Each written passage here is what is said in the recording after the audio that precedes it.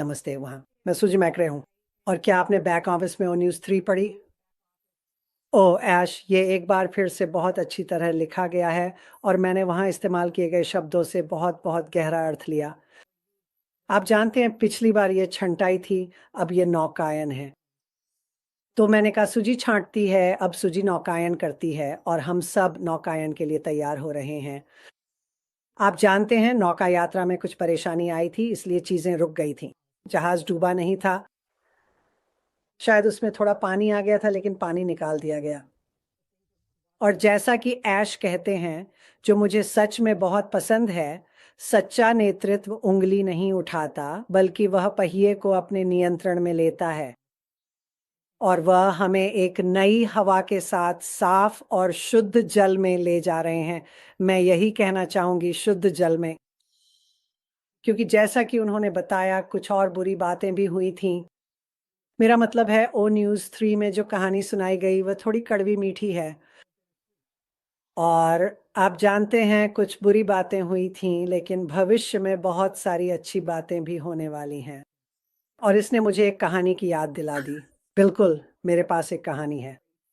मेरे वे साल जब मैंने एक बड़े सुपरमार्केट चेन के लिए काम किया था और मेरे पास कई स्टोर्स की ज़िम्मेदारी थी। मुझे याद है एक दिन मैं एक स्टोर में गया और वहाँ सब कुछ बेकाबू था, मतलब बहुत भीड़ थी, स्टाफ कम था और कतारें बहुत लंबी थीं।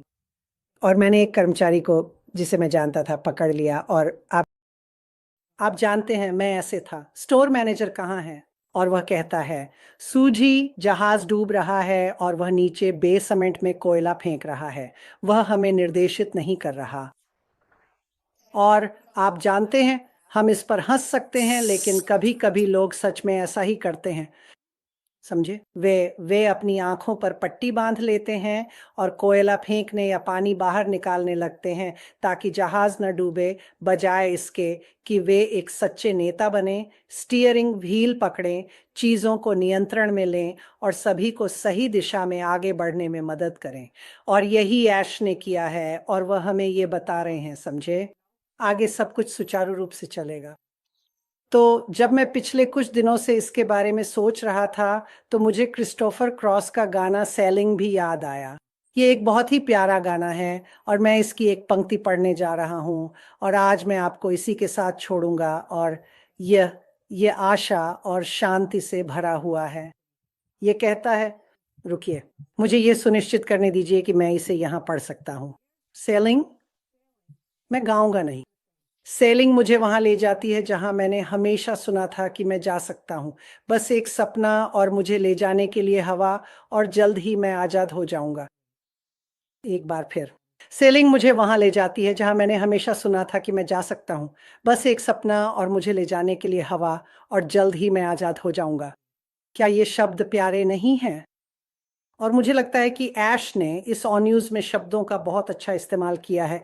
ओह! 3 आप जानते हैं, उसे एक कठिन कहानी का हिस्सा बताना पड़ा लेकिन हम एक नई दिशा में आगे बढ़ रहे हैं। हवाएँ बदल रही हैं, पानी साफ है और जल्द ही हम आज़ाद होंगे। तो मैं बस यही आप सबके साथ साझा करना चाहता था। आप सभी को प्यार और आपका सप्ताहांत शानदार रहे।